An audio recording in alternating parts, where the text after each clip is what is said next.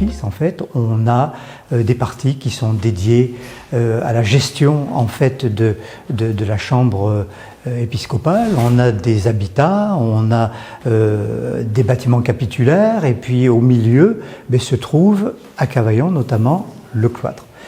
J'ai eu la chance, il y a 3 ans maintenant, d'étudier cet espace qui, pour bien des raisons, est assez extraordinaire, peut-être unique sur le thème du cloître épiscopal. Vous verrez, je vais essayer de développer les arguments pour mettre en avant cet édifice sous forme de plaidoyer peut-être, parce que c'est un édifice, c'est un ensemble, le cloître de Cavaillon, qui reste méconnu malgré un intérêt. J'espère que je vais pouvoir ressortir cet intérêt qui est majeur si on le compare à d'autres espaces tels Arles ou Aix-en-Provence, Fréjus, qui possèdent également des cloîtres cathédraux. On a la chance, vous avez la chance de posséder sur Cavaillon un ensemble qui est tout à fait remarquable et qui est aujourd'hui bien méconnu. Donc après l'étude qui a été réalisée il y a 3 ans, une autre étude est venue en complément. Elle a concerné les espaces qui sont mitoyens et qui comprennent aujourd'hui le chapitre et puis certaines parties d'éléments qui ont disparu au début du XXe siècle, qui ont été détruits, qui constituaient le presbytère. Du palais épiscopal ne subsiste plus rien du tout, la tour a été détruite également. Mais on a la chance sur Cavaillon de posséder un ensemble cathédral qui est quand même assez bien fourni. Donc je vous emmène sur cette visite. Alors vous verrez que j'ai choisi de faire une approche assez pédagogique. Je ne vais pas parler que du cloître. Je vais intégrer la cathédrale parce qu'elle présente elle aussi tout un ensemble d'intérêts d'un point de vue historique, d'un point de vue architectural. Donc ne vous étonnez pas si avant d'entrer vraiment réellement dans le cloître, on va faire une visite un petit peu générale sur le thème en fait du quartier cathédral. Alors, vous vous rappelez pour certains d'entre vous, un jour du 14 décembre 2024, c'était une journée de fête, une cérémonie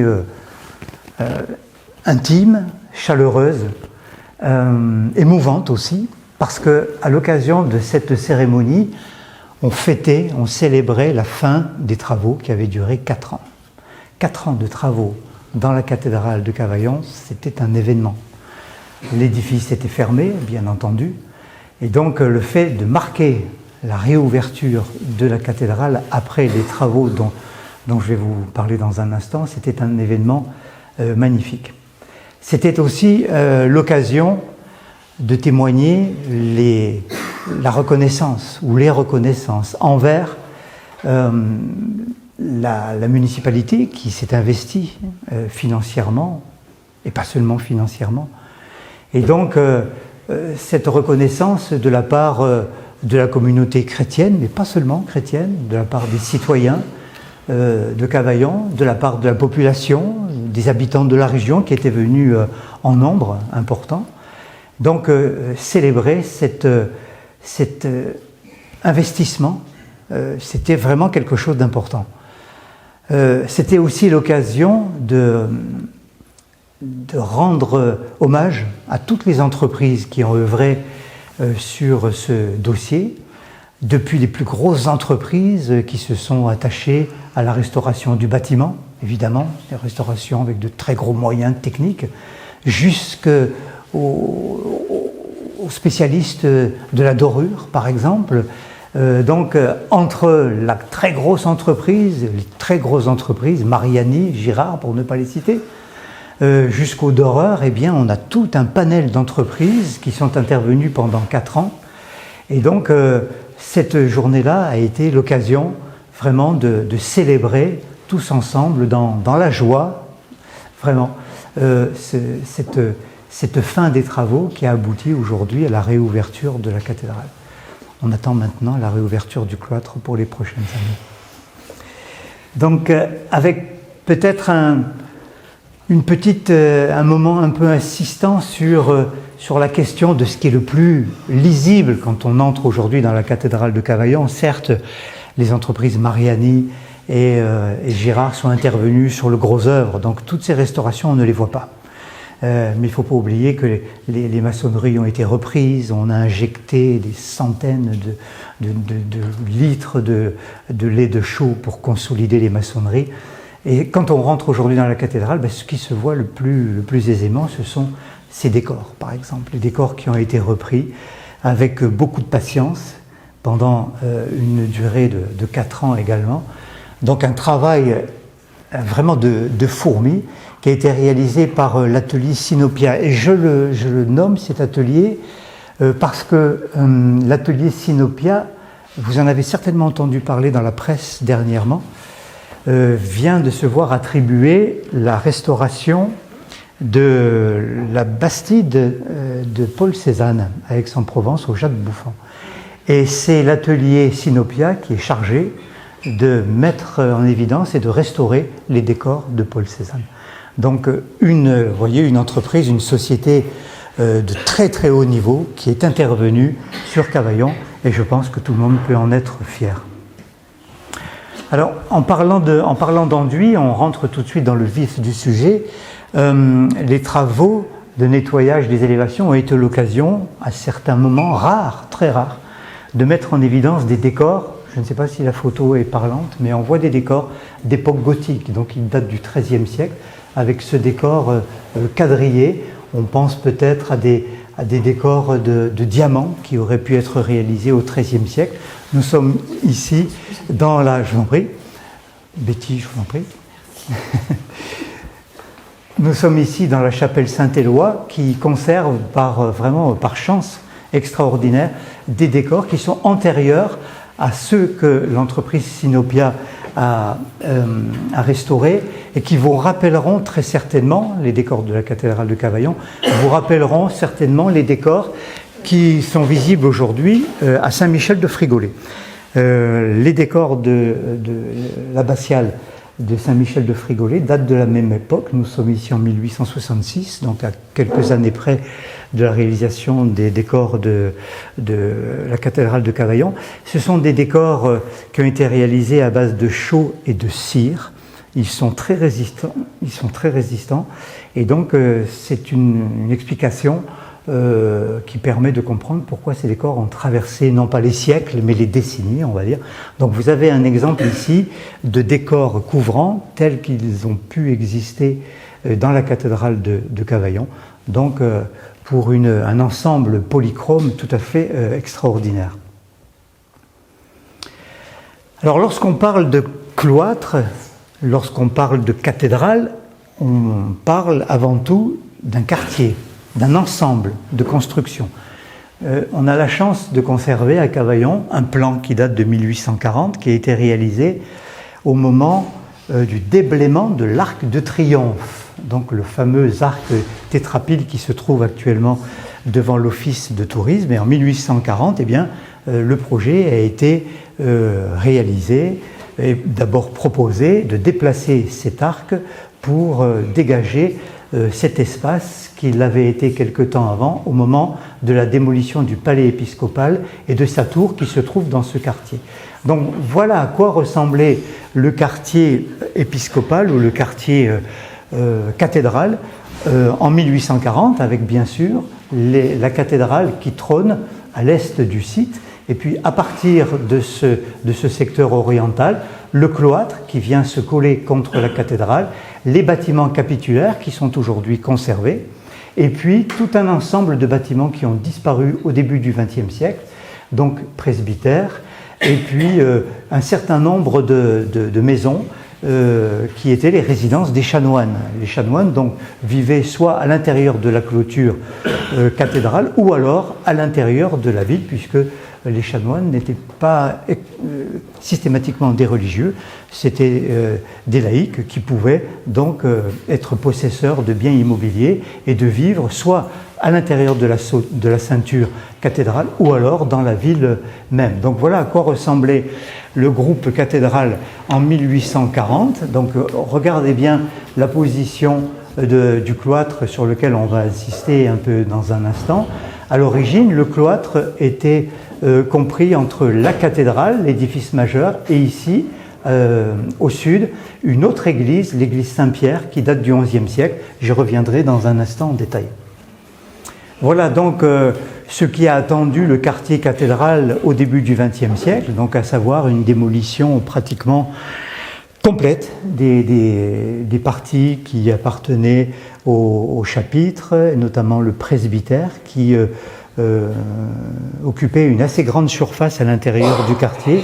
Et donc ces bâtiments ont été détruits au début du XXe siècle et n'ont conservé, par exemple ici en élévation, que la partie nord de l'église Saint-Pierre qui a disparu, elle, au XVIIIe siècle. Donc en fait, on avait déjà un ensemble de ruines à partir duquel le quartier s'est développé au XVIIIe et XIXe siècle et qui ont été conservés au moment des démolitions. Voici une gravure intéressante du XVIIe siècle qui nous précise un petit peu plus l'organisation de ce quartier cathédral qui était vraiment important. C'est un des plus importants en Provence. Lorsqu'ils sont conservés, à Aix-en-Provence par exemple, on a le cloître qui est conservé, mais la majeure partie des édifices conventuels ont disparu, à Fréjus également. Donc à l'intérieur de la ville de Cavaillon, on retrouve bien ici la cathédrale qui est surmontée de son clocher, la tour d'escalier qui permettait d'atteindre le clocher, et puis le cloître se situe à l'intérieur de ce secteur ici. Les bâtiments capitulaires dont je vais vous parler dans un instant se situent ici, à l'est, et puis voilà à quoi pouvait ressembler l'énorme bâtiment épiscopal, donc le palais de l'évêque, qui était surmonté d'une tour couronnée de machicoulis à la mode pontificale. C'est une tour vraisemblablement du XIVe siècle, telle qu'on les voit aujourd'hui au niveau du Palais des Papes à Avignon. Voilà la restitution qui a été faite de cet ensemble. Donc aujourd'hui, les parties conservées sont entourées de ce rectangle rouge, donc à savoir la cathédrale, le cloître et la partie des bâtiments capitulaires qui comprend une partie du presbytère ici qui se développait, vous voyez, sur une grande surface. Le palais de l'évêque, lui, se trouvait dans ce secteur, au-delà de l'église Saint-Pierre. Donc en fait, à l'origine, le quartier cathédral de Cavaillon possédait deux églises, l'église Sainte-Marie ou Notre-Dame et l'église Saint-Pierre. Et c'est entre les deux édifices qu'est venu se loger le cloître à la fin du XIIe siècle. Une question se pose quant à l'organisation de ce quartier, c'est l'existence vraisemblable, mais complètement méconnue, d'un baptistère. On ne parle pas d'un groupe cathédral sans son baptistère. Et pour cause, vous en avez des exemples ici. Par exemple, le baptistère d'Aix-en-Provence, qui est daté du IVe siècle, ou alors le baptistère de Fréjus, qui est daté du Ve siècle. Donc, on imagine que le baptistère a existé à l'intérieur du quartier cathédral de Cavaillon ou à l'extérieur. Les spécialistes, certains spécialistes, dont François Guyonnet, que vous connaissez tous certainement, de réputation, il a beaucoup travaillé sur Cavaillon, avant d'être archéologue au service départemental du Vaucluse, d'archéologie. Et donc, ce baptistère aurait pu se situer au pied de la colline Saint-Jacques, à côté ou vers à l'emplacement de l'office de tourisme actuel. Le fait de voir le baptistère détaché du groupe cathédral constitue quand même une problématique de choix. Et il se pourrait qu'à l'occasion de fouilles prochaines, pourquoi pas, n'est-ce pas Cyril, on retrouve les traces de ce cloître qui a dû exister en tout cas à Cavaillon dès le IVe ou Ve siècle, parce que le quartier cathédral qui subsiste aujourd'hui date de l'époque médiévale, mais on sait très bien que les premiers évêques de Cavaillon sont mentionnés dans les archives dès le IVe siècle. Donc, dès le IVe siècle, on a eu à Cavaillon un ensemble cathédral ou épiscopal dont on ne connaît rien du tout, sauf que notre ami Cyril en a trouvé quelques traces et vous en parlera tout à l'heure un peu plus en détail. Je laisse le secret planait pour l'instant. En 1989, le service régional de l'inventaire avait fait un relevé général très précis de ce quartier cathédral, de ce qu'il en reste aujourd'hui. Donc imaginez bien que au-delà, dans la partie basse de la photo, se développait le presbytère, toute une série de maisons de chanoines, et puis quelque part, là dans ce quartier, le grand palais épiscopal dominé par sa tour. Donc aujourd'hui, il ne reste de cet ensemble que la cathédrale, le cloître, qui à l'origine n'avait que 3 galeries, mais je vais vous décrire ça en détail, et les 3 galeries venant s'adosser en fait contre le chapitre, donc la salle capitulaire, et le bâtiment capitulaire qui possédait et qui possède encore aujourd'hui, par chance, parce que ce bâtiment est conservé, bâtiment du début du XIIIe siècle, donc ce bâtiment conservé et s'élevait sur deux grandes salles, dont je vous parlerai dans un instant, et sous la salle capitulaire et sous le chapitre, en fait, existait le presbytère, donc toute une partie qui était dédiée à l'organisation de l'administration épiscopale. Et tous ces bâtiments-là, comme je vous le disais tout à l'heure, ont disparu au début du XXe siècle. Dans la partie extrême, à l'intérieur de la cour signorée, subsiste aujourd'hui un mur, vous voyez, qui est crénelé. Il s'agit du mur est de cette église Saint-Pierre, qui se développait dans ce secteur, qui date du XIe siècle, donc elle est antérieure à la cathédrale, comme je vais vous le préciser dans la chronologie. Donc l'église Saint-Pierre se développait ici, et il n'en reste aujourd'hui que ce mur nord, pour une raison simple, c'est que le cloître en fait est venu au XIIIe siècle s'adosser à cette façade, et tout le reste de l'église Saint-Pierre a été détruit au XVIIIe siècle, sauf ce mur qui était un mur porteur permettant justement de soutenir les élévations d'une des galeries du cloître. Voilà, dans la chronologie, il faut imaginer que à l'intérieur du quartier cathédrale de Cavaillon aujourd'hui subsiste donc toute une série de constructions dont les plus anciennes datent du XIe siècle. Et au XIe siècle, on peut attribuer la façade occidentale qui donne sur la place.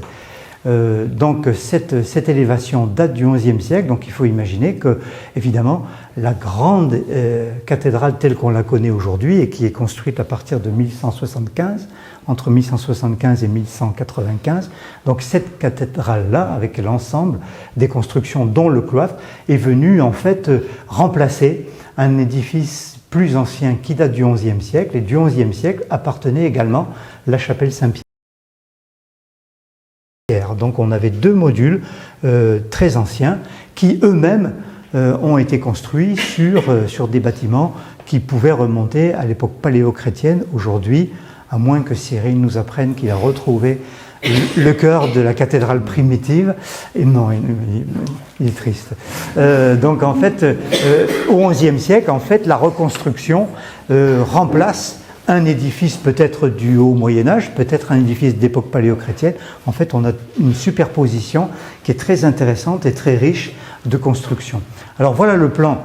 Alors, bon, ne vous affolez pas, hein, j'ai pas d'enfants à la maison, c'est pas eux qui ont mis les couleurs un peu partout. Non, chaque couleur représente un état chronologique. Vous voyez que c'est assez compliqué. Simplement pour être assez succinct, on va présenter vraiment la chronologie de cet ensemble cathédral, avec donc dans la partie nord la cathédrale, vous voyez, qui se présente sous différents coloris. En fait, chaque coloris correspond à des phases de construction. Et ces phases de construction, en fait, s'étalent entre les années 1175 et 1195. Donc nous sommes vraiment à l'extrême fin du XIIe siècle. Et c'est à cette époque-là que va se construire également le chapitre. Et on peut penser que le palais de l'évêque ainsi que sa tour étaient vraisemblablement contemporains de cet ensemble de constructions qui date de l'extrême fin du XIIe siècle. Le cloître, à cette époque-là, vient s'intégrer dans un espace qui était libre. On ne sait pas à quoi correspondait cet espace lorsque la cathédrale du XIe siècle existait, ainsi que l'église Saint-Pierre. Il existait peut-être à cet emplacement soit un espace ouvert, une grande cour, peut-être un cimetière. En tout cas, c'est à l'intérieur de cet espace que tardivement, alors que la cathédrale est construite, alors qu'on a construit le chapitre, c'est à ce moment-là, très tardif, que vient s'intégrer le cloître qui, donc, au XIIIe siècle, ne possédait que 3 galeries qui venaient se poser sur le bâtiment capitulaire. Voilà une coupe rapide pour vous montrer un petit peu la complexité de cette cathédrale qui a été faite en plusieurs phases. La phase la plus ancienne étant donc la façade ouest qui correspond à un vestige de la cathédrale datée du XIe siècle.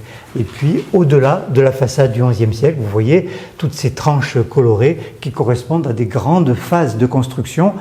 Le chantier s'est déroulé sur une trentaine d'années de construction de la cathédrale. Et donc, ce qui est intéressant, c'est que d'un point de vue archéologique, on arrive à suivre les phases avec des phases d'interruption, comme c'était le cas également dans le cloître, et je vais y revenir dans un instant. Alors cette église, cette nef de la cathédrale de Cavaillon présente toute une série d'aspects et d'intérêts architecturaux. Je ne vais pas vous faire une lecture exhaustive de l'ensemble, mais peut-être insister sur le fait que cette nef a été construite sous un voûtement brisé, légèrement brisé, qui effectivement diffère de ce qu'on connaît à l'époque romane, par exemple. Au cours de l'époque romane, on connaît ces grands voûtements qui sont en plein cintre. Et là, on s'aperçoit que le voûtement est légèrement brisé, ce qui donne une idée sur la datation de cet ensemble. Donc on est bien dans les phases 1175, fin XIIe siècle, jusqu'à 1195. Donc un édifice qui a gardé une tradition, somme toute, romane, avec une certaine puissance dans les maçonneries, avec le voûtement donc, qui est légèrement brisé et qui appelle une évolution dans l'architecture. Malgré tout, on est dans un ensemble qui conserve vraiment la tradition romane. Il faut savoir que à la même époque, même quelques dizaines d'années avant la construction de la cathédrale de Cavaillon, le gothique est en plein boom ailleurs. Si on prend comme exemple la fameuse et magnifique basilique Saint-Denis, le style gothique est en place. Le chœur est dédicacé en 1144 et en 1144, vous voyez qu'on a un type de voûtement qui ne ressemble pas du tout au voûtement de la cathédrale sur la photo précédente. Donc là, on part dans une organisation luxuriante des couvrements qui vont impliquer l'exhaussement, la surélévation, l'utilisation de grandes ouvertures, l'invention de ces fameux vitraux tels qu'ils existent dans les grandes cathédrales. Donc c'est tout ce que va permettre l'architecture gothique dans les régions du nord de la France, ce qu'on ne retrouve pas à Cavaillon. Autre exemple, voilà l'exemple de Sens qui est le premier exemple d'architecture gothique en France. Donc une cathédrale qui est consacrée en 1162, donc quelques années avant le début de la construction de la cathédrale de Cavaillon. Et là, on sent bien qu'on est vraiment dans un univers totalement différent. On est vraiment dans une luxuriance architecturale qui est purement gothique et qui elle-même se réfère à des exemples anglo-saxons, par exemple. Autre exemple, bien sûr, Notre-Dame de Paris. Il faut imaginer que la construction de la cathédrale de Cavaillon, en fait, est simultanée. On est en plein gothique à Chartres, à Paris, à Sens, à Reims et ailleurs, alors qu'en Provence, on est encore resté dans une tradition très, très conservatrice, à tel point que, et là on a nos amis du Thor qui vont se retrouver un peu chez eux, parce que le premier exemple d'architecture proto-gothique, on n'est pas encore dans l'élancement de l'architecture tel qu'on va le trouver en Île-de-France, à Notre-Dame de Paris, à Sens, à Reims, à Chartres et ailleurs, mais on a ici l'un des premiers exemples d'architecture gothique, avec cette église qui est nommée en 1200, donc on est vraiment dans les années de construction, à la fin des années de construction de la cathédrale de Cavaillon, avec l'élévation de ce premier gothique, mais franchement, il faut y regarder à plusieurs fois pour s'apercevoir qu'on est dans une architecture gothique, parce que on a vraiment la tradition romane qui est conservée avec ses contreforts massifs. Certes, les façades sont hautes, mais les ouvertures sont ridiculement petites par rapport à ce qu'on fait à Chartres et à Paris ou à Reims. Là, on hésite encore à s'élancer, on a peur. Les murs font plusieurs mètres d'épaisseur à la base parce qu'on n'est pas sûr que les voûtements vont soutenir les charges. Et pourtant, à l'église Notre-Dame-du-Lac au Thor, eh bien, on a bel et bien le système de couvrement sur croisée d'ogives qui se met en place. Donc on est en pleine architecture proto-gothique, c'est la première expression du gothique en Provence. C'est timide, c'est encore un peu lourdeau, c'est encore un petit peu malhabile peut-être, mais on sent que l'envie de s'élever est bien là, est bien présente, et que l'avenir n'est pas loin pour atteindre des réalisations telles que Saint-Jean-de-Malte ou à Aix-en-Provence, où là on atteint vraiment presque l'apogée du gothique provençal, avec cette architecture très, très élancée, avec, vous voyez, cette envie de reprendre l'organisation en façade des tours telles qu'on les voit ailleurs dans le nord de la France, et puis ce voûtement très élégant sur croisée d'ogives. Il n'y a pas de doute, ça y est, on est en plein gothique. Et donc, là, au milieu de tout cet élan d'architecture, la cathédrale de Cavaillon fait un peu figure de construction archaïque. Alors, au milieu de cet historique et de cet esprit encore un peu grossier en matière d'évolution technique, eh bien, que fait notre cloître ? Et comment il se comporte dans cet élan qui va vers le gothique, qui va vers l'élévation, qui va vers l'ouverture, qui va vers la lumière? Eh bien, notre cloître de... Je dis notre parce que je me le suis un peu approprié, je suis désolé, excusez-moi. Mais bon, votre cloître de Cavaillon, donc lui, s'insère bien dans cette histoire de l'architecture qui, à l'extrême fin du XIIIe siècle, prend malgré tout sa place.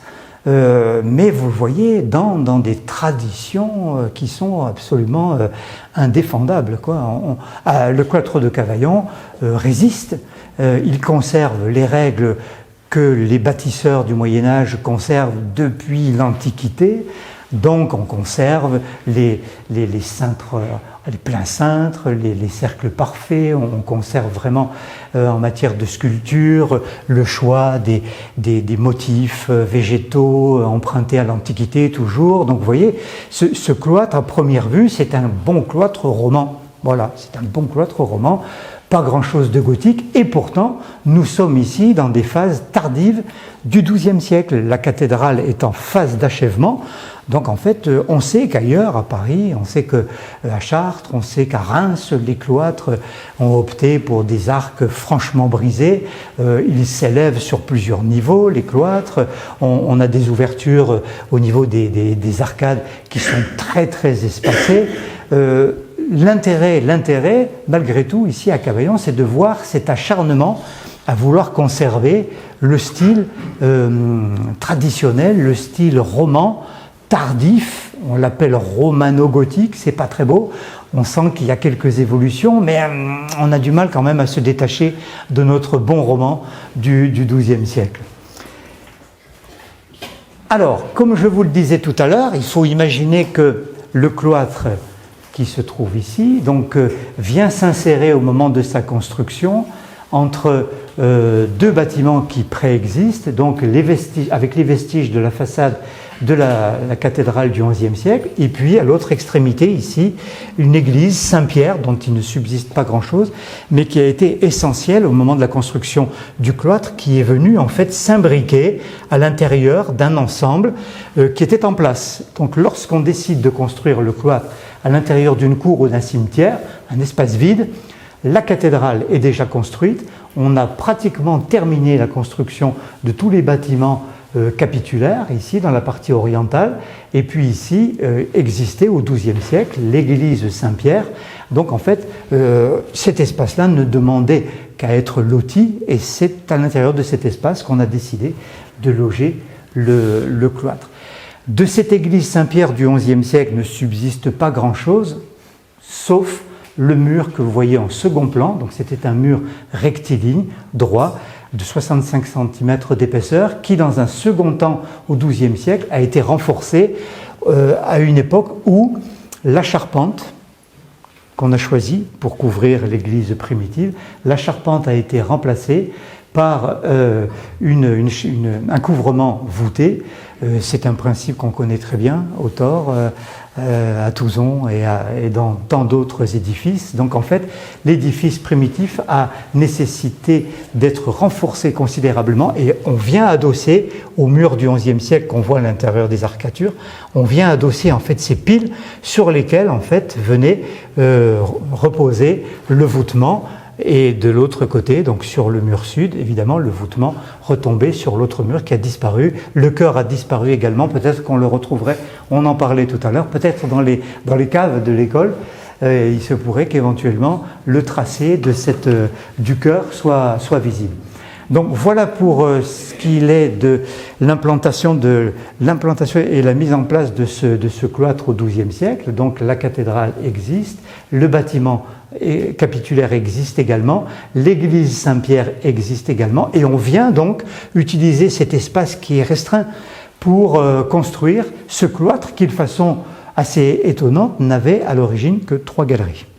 Donc la galerie nord, la galerie ouest et la galerie sud, le cloître venant en fait s'adosser sur le bâtiment qui contenait le chapitre, la salle capitulaire, et donc ce bâtiment existant, la cathédrale existant, l'église Saint-Pierre existant, on construit un grand mur vers l'ouest et puis on utilise en fait ce petit espace qui est très restreint pour confectionner le cloître. Le cloître va évoluer un petit peu schématiquement et rapidement, je vous explique la chronologie. Donc les trois galeries vont être conservées jusqu'au XVIe siècle.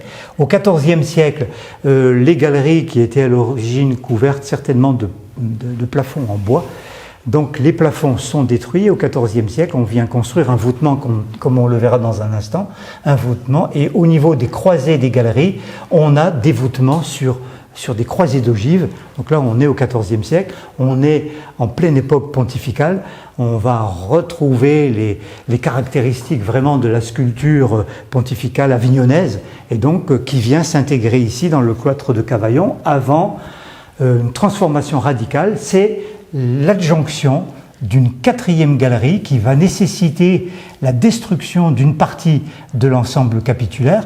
À l'origine, le bâtiment capitulaire avait une grande aile ici qui permettait aux chanoines de traverser directement cet espace en passant de l'église Saint-Pierre à la cathédrale, en passant à l'intérieur d'une salle voûtée.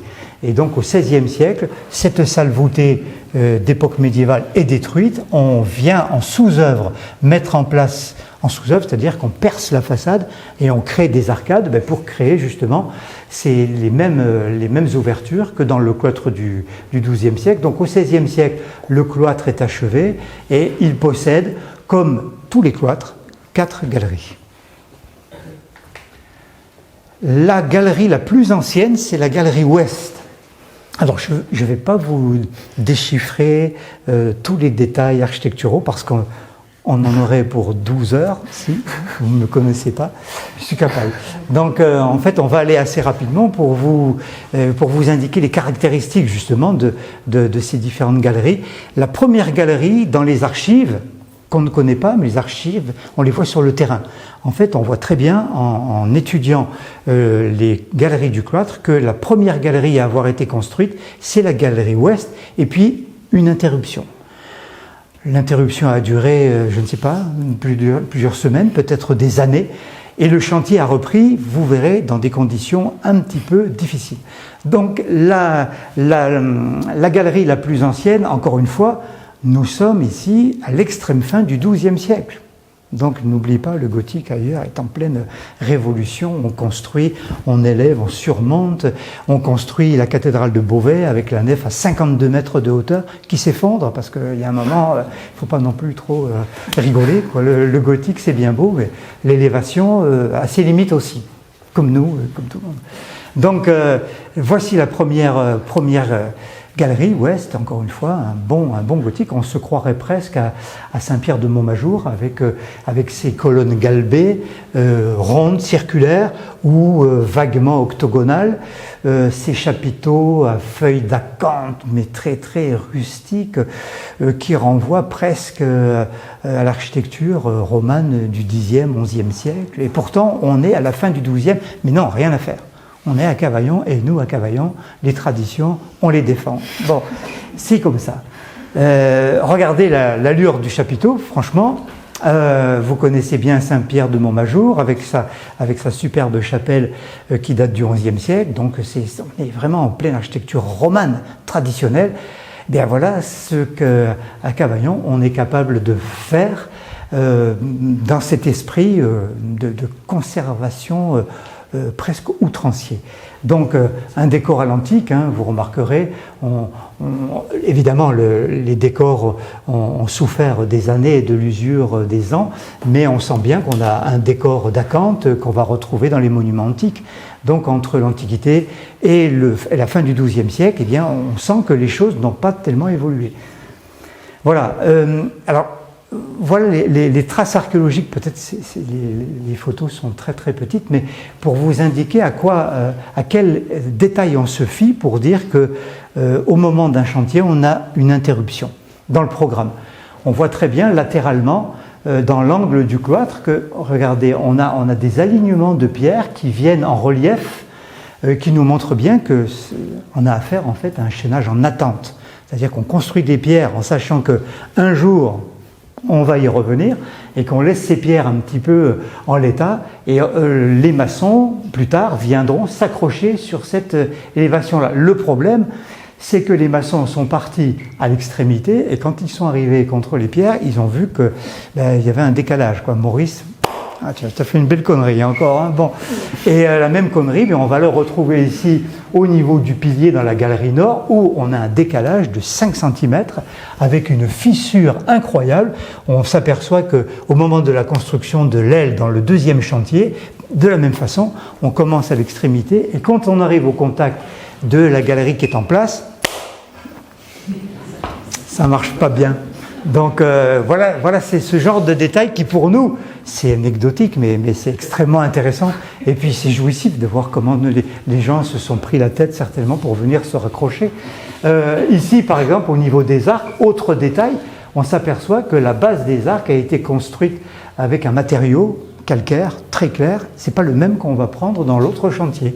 Et on voit les différences polychromiques comme ça qui apparaissent. Elles apparaissent également ici. Donc on laisse en fait cette pierre sur laquelle les arcs vont venir se poser, mais cette pierre, elle va rester comme ça en l'air pendant des années.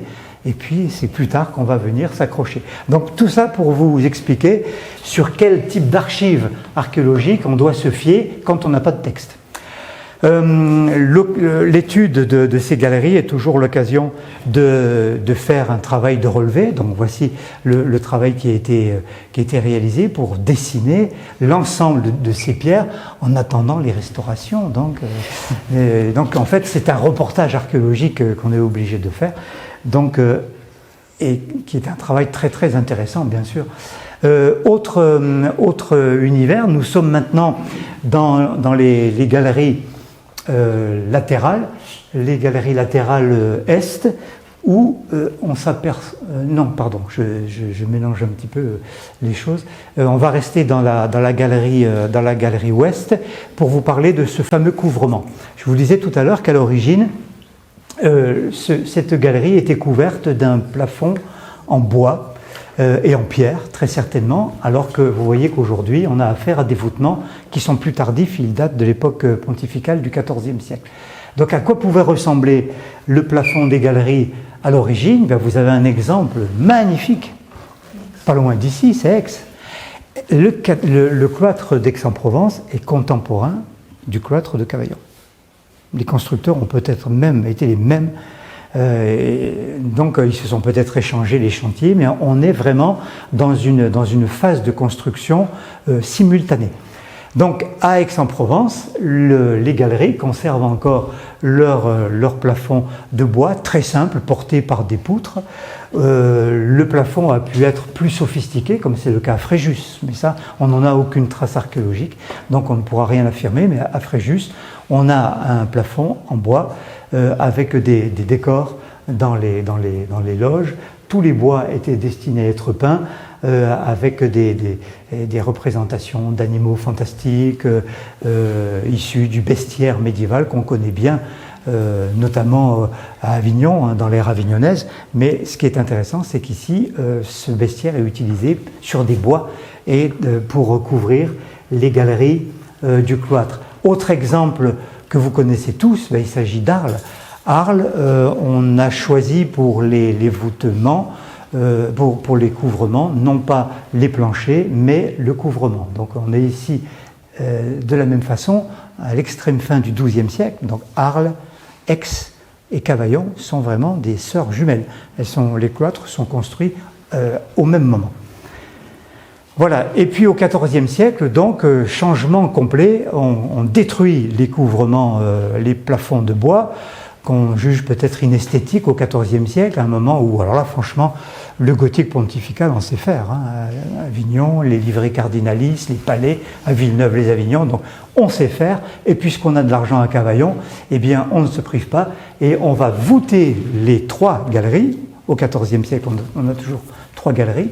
Donc des voûtements à profil brisé, et puis au niveau des travées, des travées extrêmes, donc au niveau des angles de 2 galeries, on construit donc ces voûtements portés par des ogives qui sont très très élégantes.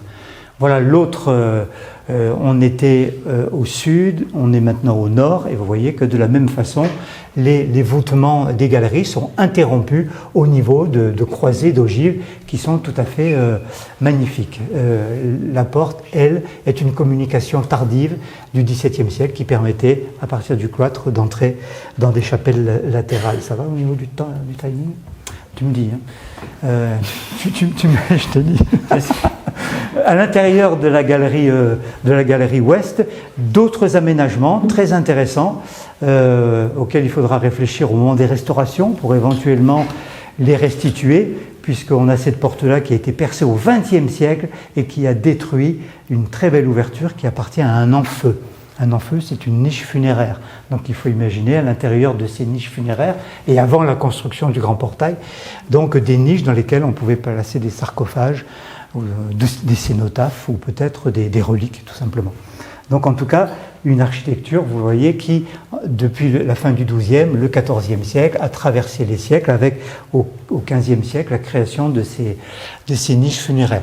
Les galeries latérales, elles, ont évolué, comme je vous l'ai dit, après avoir interrompu la construction du cloître, on devait être affairé au niveau de la cathédrale. Il y avait encore des choses à faire, très certainement. Donc, une fois que la galerie ouest est construite, on décide d'ajouter les 2 autres galeries, et là, le style évolue. Donc, on a des colonnes droites, elles ne sont plus galbées, comme elle l'était dans la galerie précédente ouest, et puis on a choisi d'implanter sur les galeries droites des chapiteaux historiés cette fois. Donc on a laissé tomber les motifs d'acanthe, les motifs végétaux stylisés, pour des motifs qui racontent une histoire. Le problème, c'est que cette histoire, on n'arrive plus à la lire aujourd'hui parce que les chapiteaux sont soit détruits, soit très concrétionnés, et donc les décors sont malheureusement absolument illisibles.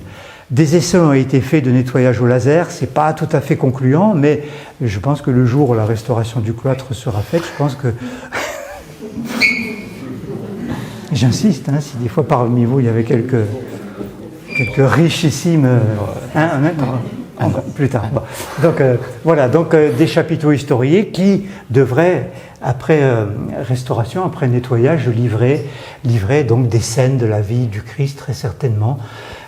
Mais là aujourd'hui, vraiment, la lecture est tout à fait impossible. Pour preuve, quand vous voyez un détail de chapiteau, vous voyez, à part ces personnages longilignes qui sont difficilement interprétables, voilà, donc à quoi ressemblent les chapiteaux aujourd'hui. Mais l'intérêt, c'est qu'ils se distinguent autant dans la galerie nord que de la galerie sud. Ils se distinguent vraiment radicalement des chapiteaux de la galerie ouest qui sont traités en végétaux. Stylisé. À l'intérieur de la galerie nord, une porte très intéressante permettait à partir du cloître d'accéder directement à la cathédrale. C'est l'ouverture principale qu'utilisaient les chanoines lorsqu'après avoir médité à l'intérieur du cloître, eh bien, ils rentraient dans la cathédrale. C'est cette porte-là qu'ils empruntaient et cette porte nous intriguait parce qu'elle se situe aujourd'hui au niveau d'un sol qui a été surélevé au XIXe siècle. Le sol a été construit en molasse de Barbentane, c'est une pierre très friable qui n'a pas résisté au temps. Aujourd'hui, les dalles sont complètement détruites et donc ça pose des problèmes de sécurité, donc au moment des restaurations, etc. etc. Bien. Donc en tout cas, le portail est à sa place et un sondage a été réalisé au pied qui a permis de retrouver ici, vous voyez, on voit le portail ici et on voit, ici, et ici un retour perpendiculaire qui correspond au niveau du seuil. Donc ce seuil, par rapport au niveau de dallage actuel, est à 45 cm de profondeur et il nous renseigne mal, mais il pourrait nous renseigner sur le niveau d'implantation du sol à l'intérieur du cloître au XIIe siècle. C'est la question que tout le monde se pose. Où se trouvait ce cloître, en sachant que vous avez vu ces arcatures qui reposent sur ce qu'on appelle des murs bahus. Les murs bahus, à l'origine, étaient des banquettes. Aujourd'hui, ces murs sont à peu près à 30 cm du sol, pas très pratique. Donc si on ajoute ces 45 cm, on pourrait avoir quelque chose d'un peu plus conforme en vue de restauration éventuelle. J'insiste. À l'intérieur de la galerie nord, des remplois ont été intégrés dans le mur. Vous avez ici en bas, je vais vous montrer une photo détaillée, vous verrez, c'est absolument sublime. On a une dédicace funéraire qui est dédiée à Rostin Bélanger, un évêque de la fin du XIIIe siècle, dont la pierre tombale a été réutilisée dans les murs du XIIe siècle de la cathédrale, du mur sud de la cathédrale, et au-dessus, une très belle sculpture qui représente l'Assomption de la Vierge. Voilà donc cette épitaphe dédiée à Rostin Bélanger, avec la représentation de l'évêque, et puis tout un texte dédicatoire qui chante les bienfaits et les bonheurs d'avoir connu cet homme, certainement. Au-dessus, donc, cette pierre qui est une représentation symbolique de la dormition de la Vierge. Donc la Vierge est posée ici sur son lit de morte, elle est entourée de fidèles. Et puis, dans la scène supérieure, avec un peu d'imagination, on doit voir la Vierge monter dans les cieux, encadrée d'anges, et le Christ l'attend au sommet. Donc une très belle représentation qui se trouvait à l'origine sous un baldaquin. Voilà, c'est un élément sculpté tout à fait intéressant. Donc on est maintenant dans la troisième galerie, la galerie sud, qui vient s'appuyer contre l'ancienne façade de l'église Saint-Pierre. Donc à l'intérieur de l'église Saint-Pierre, un certain nombre de détails dont on parlera dans un instant, mais de la même façon, on retrouve ici des colonnes droites avec des chapiteaux historiés qui rappellent ceux qu'on a vus dans la galerie nord, avec le voûtement du XIVe siècle, vous voyez, avec ces arcs doubleaux qui soutiennent le couvrement en pierre appareillée. Donc on est vraiment dans le gothique le plus pur du XIVe siècle. À l'intérieur de la galerie sud, un élément en remploi.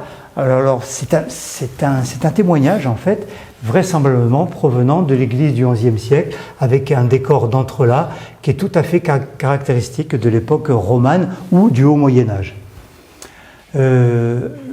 Voici donc un détail sur ces chapiteaux, à nouveau historiés, avec des représentations bibliques ou tirées des évangiles. que j'espère un jour quelqu'un pourra lire aujourd'hui. Donc les concrétions et l'état de conservation nous empêchent d'en faire une étude précise. À l'intérieur de cette galerie sud, donc les arcatures de la fin du XIIe siècle, avec au XIVe siècle donc la réfection et la transformation de tout le couvrement, le plancher en bois étant remplacé, le plafond en bois étant remplacé par une voûte. Et au XIVe siècle, élément intéressant, c'est qu'une des ouvertures, une des arcades, va être élargie. Vous voyez que le traitement est différent. Pour une raison simple, c'est que cette porte permettait aux chanoines, lorsqu'ils sortaient de leur église Saint-Pierre, de faire leurs ablutions à l'intérieur de la cour du cloître, qu'on appelle le préau. Et à l'intérieur de cette cour, dans l'angle, vous en parliez tout à l'heure, se trouvait une fontaine. Et cette fontaine était accessible soit depuis le sol du jardin directement, ou à partir de ce petit balcon dont la pierre d'appui montre très bien l'usure due à l'usage des cordes qu'on descendait pour monter les seaux. Donc on sait qu'il existait, les textes et certains dessins montrent bien que c'est dans l'angle dans cet angle sud-ouest, sud-est du cloître que se trouvait la fontaine. À l'intérieur du mur sud, donc, il faut bien restituer l'élévation du XIe siècle de part et d'autre, ainsi qu'entre les deux ouvertures.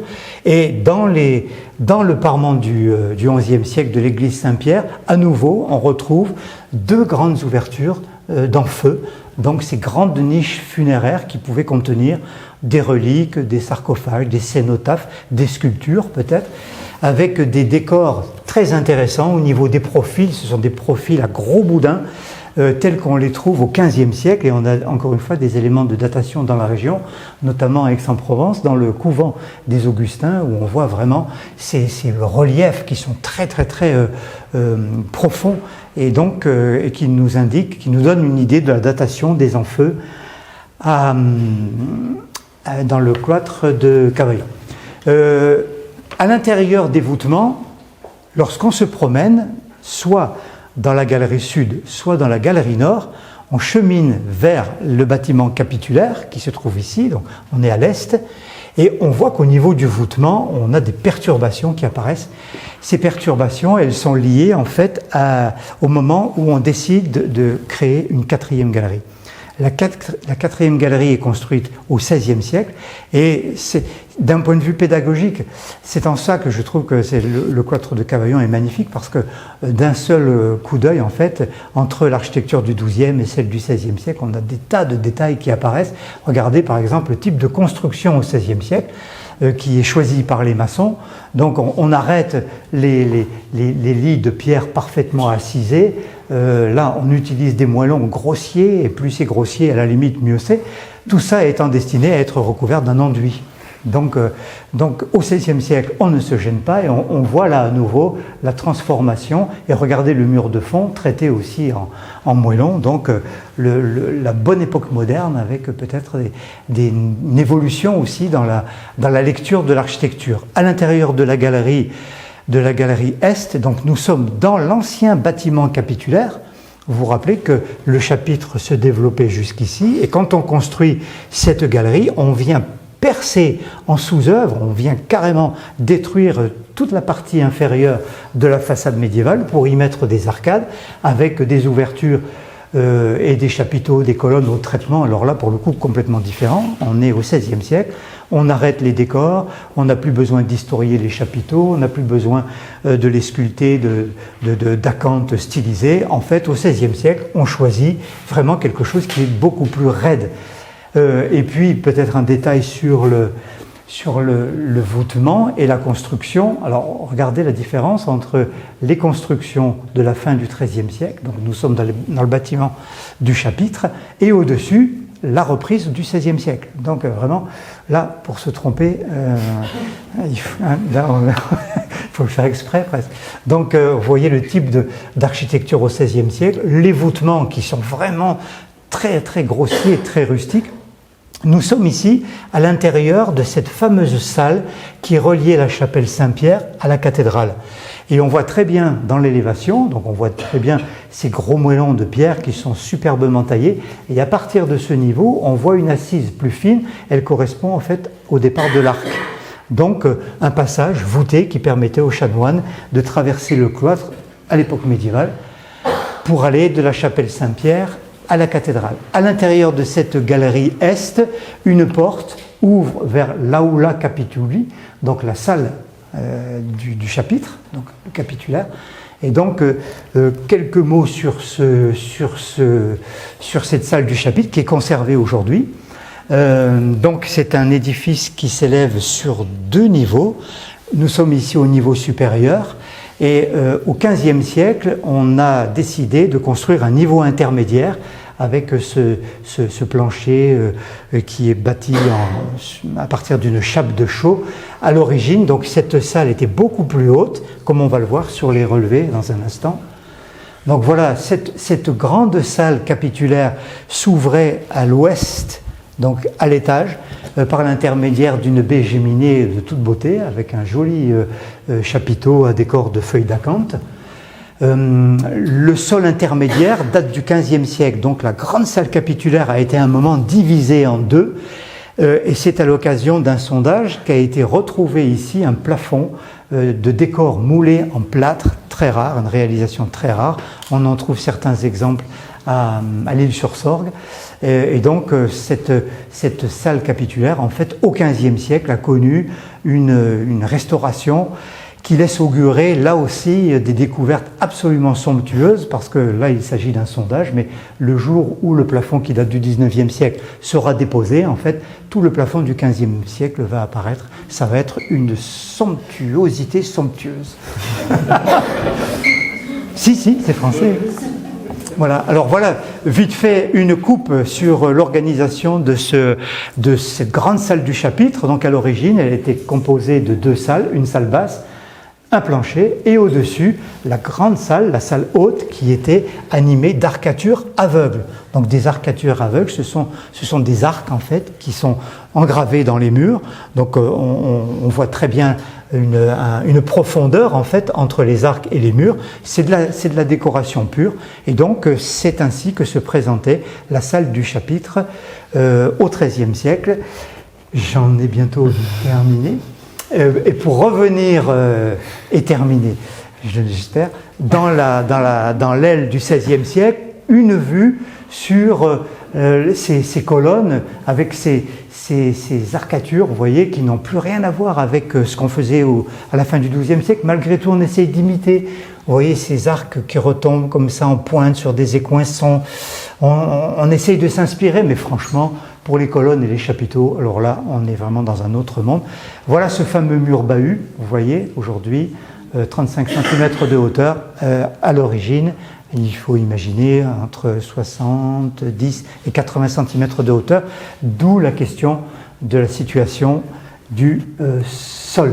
Et voilà, et là je vais terminer par le bilan. C'est magnifique. Donc la présentation arrive à son terme. Cyril, prépare-toi. Et dans la synthèse, en fait, j'ai essayé de réunir toutes ces grandes idées, ces grands arguments qu'on devra mettre en avant et défendre lorsqu'il s'agira de parler de la restauration du cloître, parce que je rigole pas, visiblement, on m'a parlé de 2027, donc nous en sommes très proches. Donc en 2027, on va réfléchir et pourquoi ça vaut le coup de travailler sur ce cloître. Eh bien pourquoi ? Eh bien parce qu'on a affaire à un ensemble représentatif du roman tardif provençal, comme je vous le disais. Donc on est à l'extrême fin du XIIIe siècle, quelque chose qui est extraordinaire, à un moment où il se passe des avancées technologiques en architecture. Ici, on défend le roman tardif et on est chez nous. Donc autre argument, c'est la rareté de ce type de construction. On a, vous voyez, avec Cavaillon, on a 3 exemples en Provence, ce qui est peu. Digne a perdu complètement son cloître, a perdu ses bâtiments conventuels et d'autres évêchés également. Donc en Provence, on a la chance d'avoir un ensemble qui est vraiment remarquable. Autre élément, c'est le fait d'être méconnu et intime. Qui, parmi vous, est déjà rentré dans le cloître de Cavaillon ?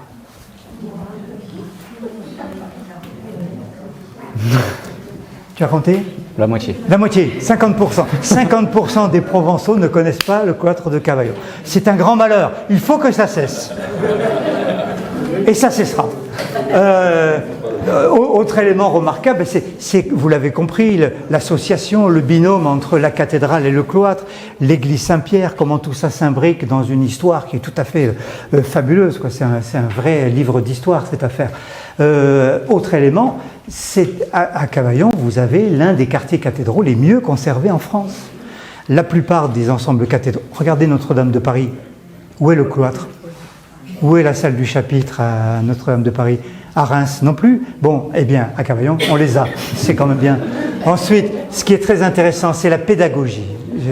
Moi, j'insiste toujours sur la pédagogie et j'aime travailler avec les enfants pour ça. C'est leur expliquer et trouver les arguments pour ça. Je trouve qu'à Cavaillon, sur la chronologie, l'articulation des bâtiments, les techniques de construction, on a tellement de choses à dire que ça fait vraiment de ce cloître quelque chose d'exceptionnel, avec en plus l'authenticité. Vous avez compris que ce bâtiment, il a connu quelques petites restaurations nettes au XIXe siècle, mais de rien du tout. On a mis la lumière ici, on a changé une petite pierre là, enfin, rien d'exceptionnel. Cet édifice est totalement authentique. Il faudra faire attention, donc Cyril, au moment des restaurations, à ne pas désauthenticiter cet ensemble. Voilà, et donc alors, pour terminer, nous avons affaire à un véritable joyau de l'architecture aménagé. Merci de votre attention.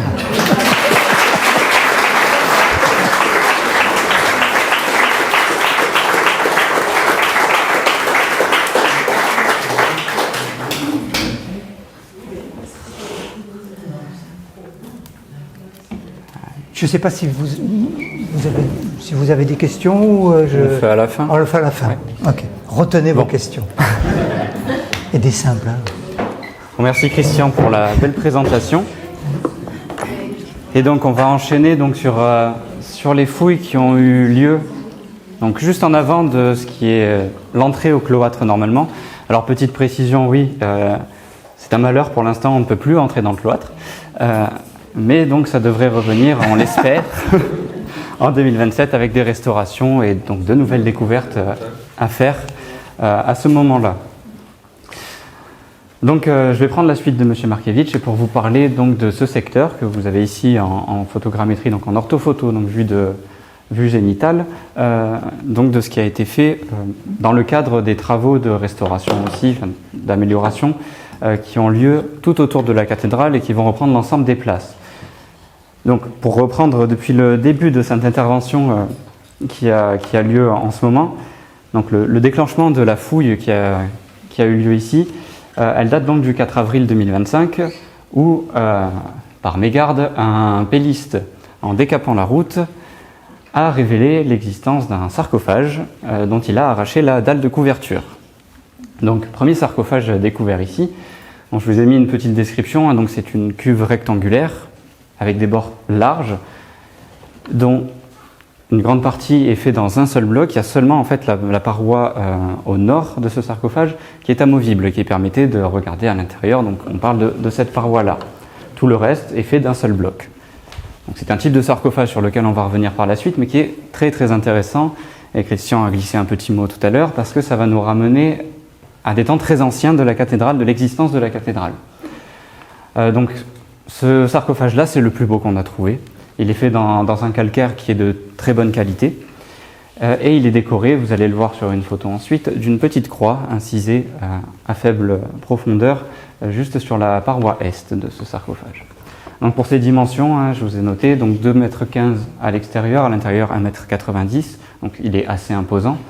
La largeur, alors à l'extérieur on est à 68, intérieur 45, pareil, c'est assez imposant. Et le plus impressionnant, ce sont l'épaisseur des parois qui vont de 10 à 15 cm. Donc c'est un type de sarcophage sur lequel on va revenir, mais qui permet de dater, de par sa typologie, donc, à des périodes assez anciennes.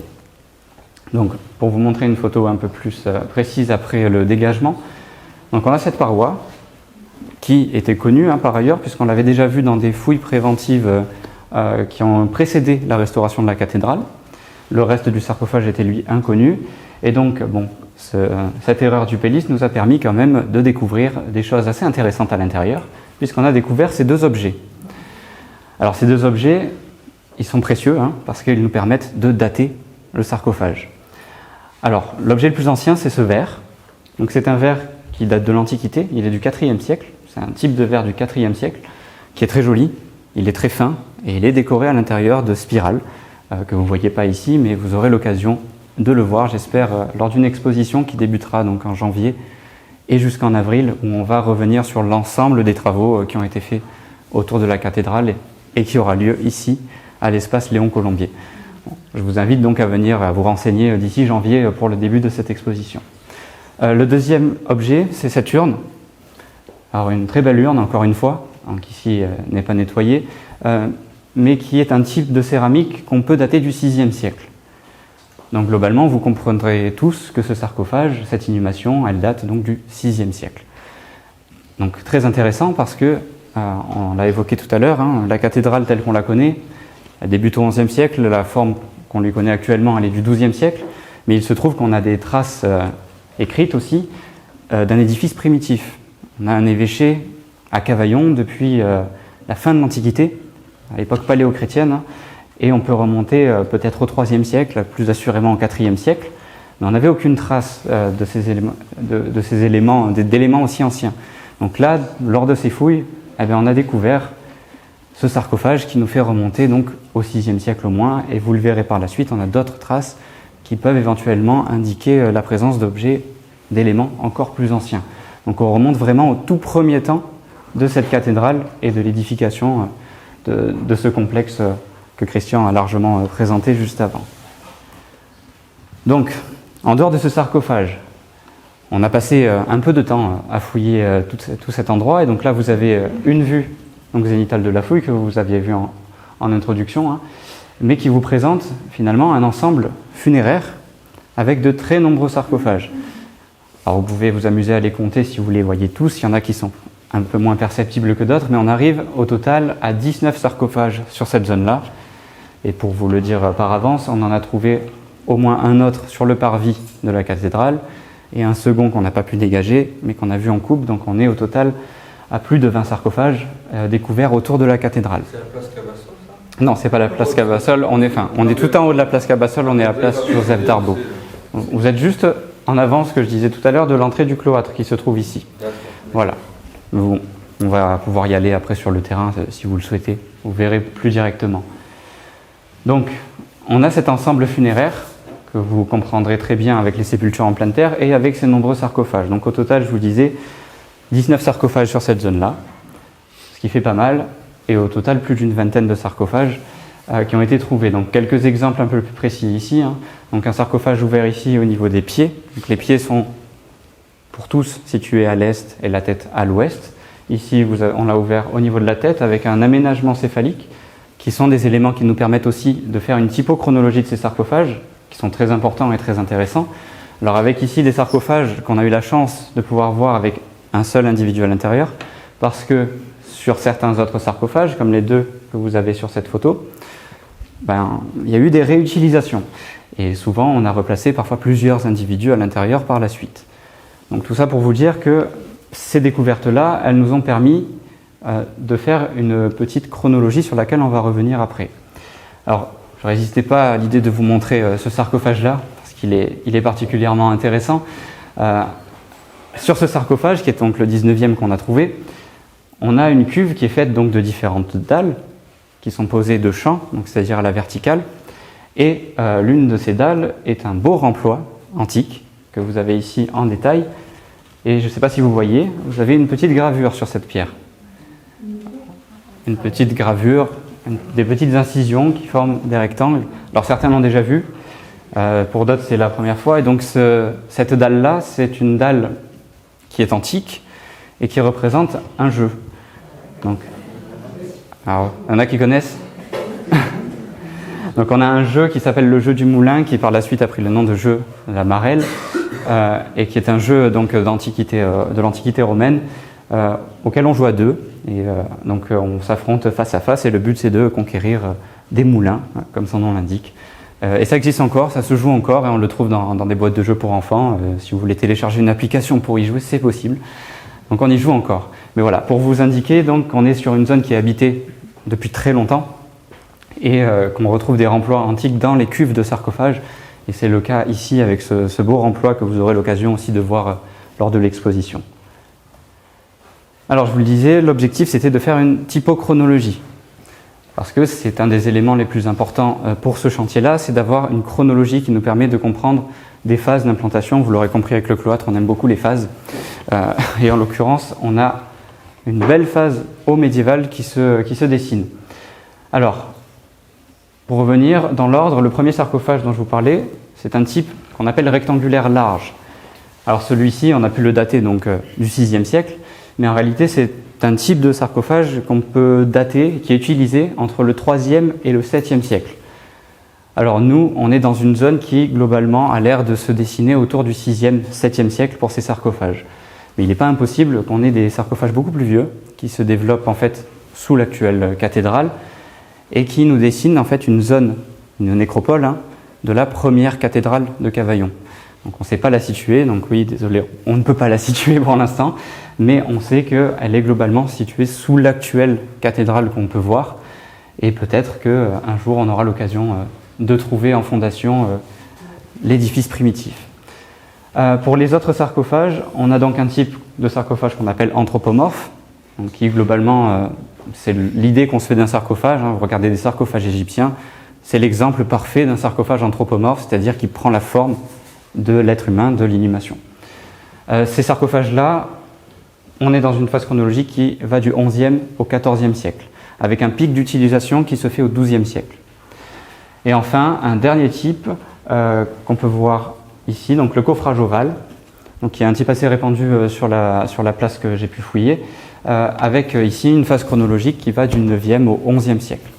Donc vous comprenez qu'on a des phases assez larges et qu'on a ici une zone funéraire qui est utilisée du 6e siècle, au minimum, peut-être plus anciennement, jusqu'au 14e siècle.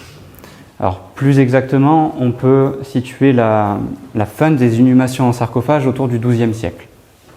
Donc ce sera à préciser dans l'étude post-fouille, puisque là on vous présente des éléments qui sont encore en cours d'étude, puisqu'on vient juste de terminer de fouiller cette zone, et qu'il y a toute la phase post-fouille qui va être à faire à partir de juillet et jusqu'en janvier.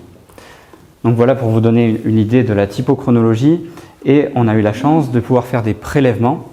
Donc on a prélevé quelques dents, pour être plus précis, qui vont nous permettre de faire des datations au carbone 14 pour préciser ces fourchettes-là, et donc arriver à des choses un poil plus précises sur ces inhumations, et donc préciser l'utilisation de cette aire sépulcrale qui se développe donc sur la place Joseph Darbo. Ensuite, après l'utilisation des sarcophages, on a une seconde grande phase de ce cimetière qui se dessine assez facilement et qui se distingue très, très bien des sarcophages, puisque, comme vous pouvez le voir, nous avons des sépultures qui sont directement enterrées en pleine terre, mais sans sarcophage, sans délimitation. Simplement, on va déposer les corps en pleine terre. Alors, cette phase-là, elle va débuter plutôt à l'époque moderne. Alors peut-être à la fin du XIVe siècle, donc à la fin de l'utilisation des sarcophages, la réutilisation même de ces sarcophages, et elle va s'étendre jusqu'au XVIIIe siècle, officiellement, peut-être un peu après, mais sur la zone qu'on a fouillée, on est plutôt autour des XVe, XVIe siècle et XVIIIe siècle au maximum. Ce qui nous a permis de dater ces sépultures plus précisément, puisque, comme vous l'aurez compris, c'est dépouillé de matériel, c'est la découverte de cette bague. Alors cette bague, elle a été découverte avec la sépulture numéro 7, et c'est une bague donc, qui est en alliage cuivreux avec un chaton et qui était sertie. Malheureusement, nous n'avons plus le sertissage. Mais c'est un type de bague qu'on retrouve très bien dans le comtat venaissin qui est étudié. Il y a une thèse faite sur les bagues et les bijoux dans le comtat venaissin à ce moment-là. Et on les retrouve surtout entre le XIVe et XVIe siècle. Et au vu de la céramique qu'on a pu trouver autour, on se situe plutôt au XVIe siècle pour cette inhumation-là. Donc voilà, vous avez ces deux grandes phases qui se dessinent. Une première avec les sarcophages qui débute très tôt, à la fin de l'Antiquité, et une seconde grande phase qui va débuter à la fin du XIVe siècle et surtout à l'époque moderne, et tout du long de l'époque moderne. Donc ça, c'est pour vous exposer donc cet espace funéraire. Donc je reprends ici ce que je vous disais, donc la phase alto-médiévale, qui est relativement prestigieuse, vous l'avez vu avec ce premier sarcophage qui est décoré avec du mobilier à l'intérieur.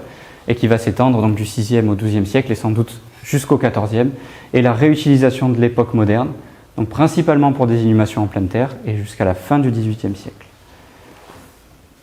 Ensuite, on a découvert également avec ces sarcophages, et ça c'est plus étonnant et plus questionnant, un puits donc, qui témoigne toujours de cette occupation alto-médiévale, puisque ce puits, alors de même que la face est du sarcophage avait été vue en partie dans un sondage archéologique préventif, donc on avait vu cette partie-là, et on avait compris une utilisation qui est assez large pour l'instant, mais qui est datée donc des 7e, 12e siècles. Donc du 7e au 12e siècle, mais on ne sait pas exactement comment a fonctionné ce puits et dans quel but. Alors c'est étonnant parce qu'il est en plein milieu d'un espace funéraire, mais il n'est pas venu perturber cet espace funéraire. De même, l'installation des sarcophages l'a toujours préservé. De même, après, à l'époque moderne, les sépultures l'ont préservé également. Donc on a un puits qui fonctionne avec la cathédrale, avec cet espace funéraire, mais qu'il faudra étudier plus précisément pour savoir à quoi il a pu servir. Alors, on sait qu'à l'époque moderne, il a pu être réutilisé pour alimenter un espace de jardin. On a une phase bien plus récente d'utilisation où on a rehaussé la margelle de puits, une margelle qui à l'origine est monolithe, qui est creusée dans un seul bloc, c'est une très belle margelle. Et ensuite, on est venu à poser dessus donc d'autres blocs qui eux-mêmes ont été réutilisés encore plus récemment avec un forage qui est juste ici et qui a sans doute servi au moment où on a fait l'école éventuellement, puisque vous allez le voir, cette école est venue largement perturber tout ça.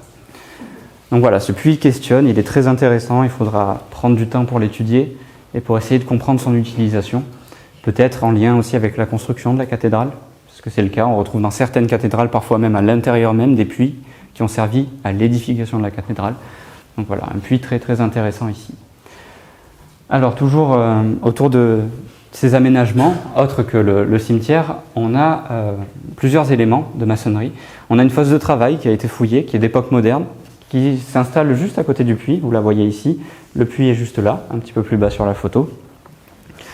Et potentiellement, on a ici réutilisé ce puits pour travailler à du mortier, puisque dans cette fosse de travail, on retrouve une superposition de couches. Donc la stratigraphie est très simple à lire. On a une superposition de couches de mortier qui sont faciles à comprendre aussi avec la céramique qu'on a retrouvée à l'intérieur, et la céramique est purement d'époque moderne.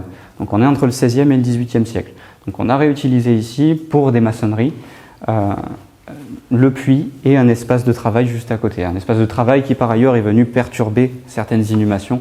On a retrouvé que des moitiés de corps juste à côté, qui ont été largement perturbés par cet espace-là. On a ensuite ce mur, donc qui est le premier mur que nous avons découvert. Un mur qui est tout nouveau puisqu'il est représenté sur aucun plan, aucun cadastre qu'on connaisse actuellement. Donc pareil, il faudra faire des recherches en archives un peu plus poussées, peut-être qu'on a des traces quelque part, pour l'instant ce n'est pas le cas. Et un mur qui questionne beaucoup. Alors, vous allez le comprendre ici, voilà. On a juste devant le cloître, donc l'entrée se situe ici, un espace qui est dessiné donc par ces murs-là. Donc le mur que je vous montrais tout à l'heure, c'est celui-ci, qui parcourt l'ensemble de la zone qui a été fouillée. Et c'est cet espace-là, il est difficile à comprendre pour l'instant. On en a discuté pas mal avec Christian qui a étudié le cloître, donc.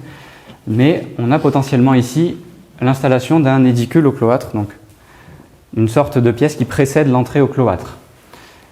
Alors pour revenir donc sur ce mur-là, il est venu perturber plusieurs sarcophages. Donc on en voit un ici, qui est un des plus anciens également, donc cette cuve rectangulaire qu'on voit très bien ici, avec une grosse dalle de couverture qui est très épaisse.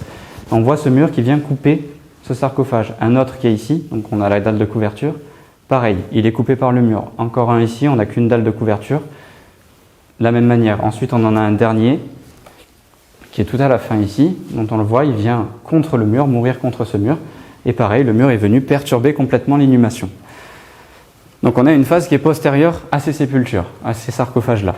Ces sarcophages, donc, on les date pour le plus ancien du 6e, et ensuite, dans l'ordre, on en a un qui est ici, datable des 9e, 11e siècle, celui-ci plutôt au 12e siècle, et les deux ici sont difficilement datables puisqu'on n'a plus qu'une seule date de couverture.